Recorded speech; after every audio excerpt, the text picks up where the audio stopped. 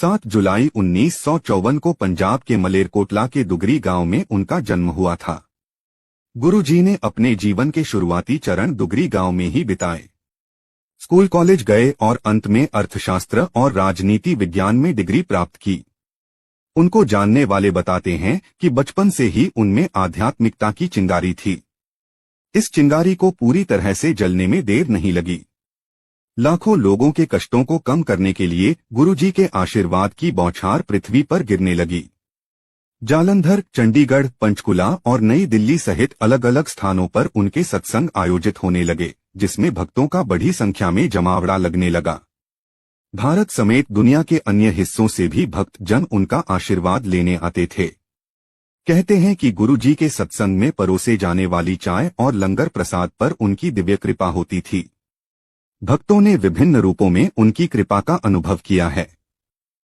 गुरुजी की कृपा से असाध्य रोग ठीक हो गए और कानून से लेकर वित्तीय और भावनात्मक समस्याओं का भी समाधान होने लगा। संगत के कुछ सदस्यों का तो यहाँ तक कहना था कि गुरुजी की कृपा से उनको अपने देवी देवताओं के दिव्य दर्शन तक हुए हैं। भक्तों की नजरों में गुरुजी के लिए कुछ भी असंभव नहीं था।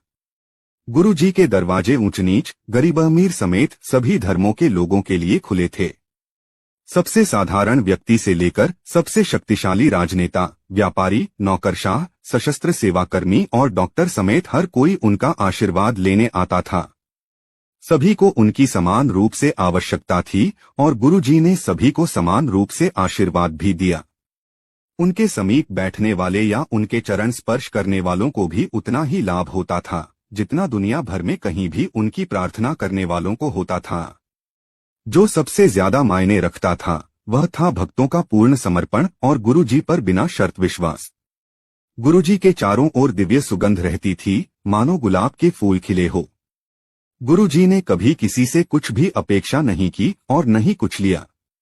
वह हमेशा कल्याणकर्ता के रूप में जग कल्याण करते रहे। उन्होंने एक बार बताया था कि उनका आशीर्वाद केवल इस जीवन के लिए नहीं है, हमेशा के लिए है। गुरुजी ने कभी भी कोई उपदेश नहीं दिया या कोई अनुष्ठान निर्धारित नहीं किया, फिर भी उनका संदेश भक्तों तक पहुंच गया। गुरुजी ने 31 मई 2007 को महासमाधि ले ली। उनका कोई उत्तराधिकारी नहीं है। अपने जीवन काल में उनका जोर केवल इस बात पर था कि भक्त हमेशा प्रार्थना और ध्यान के माध्यम से उनके साथ सीधे जुड़े।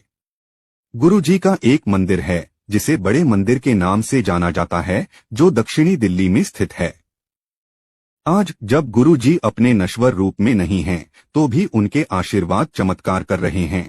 उनकी कृपा उन लोगों पर समान रूप से पड़ रही है जो अपने जीवन काल में उनसे कभी नहीं मिले। जय गुरुजी, शुक्राना गुरुजी। ओम नमः शिवाय, शिवजी सदा सहाय। ओम नमः शिवाय, गुरुजी सदा सहाय। धन्यवाद।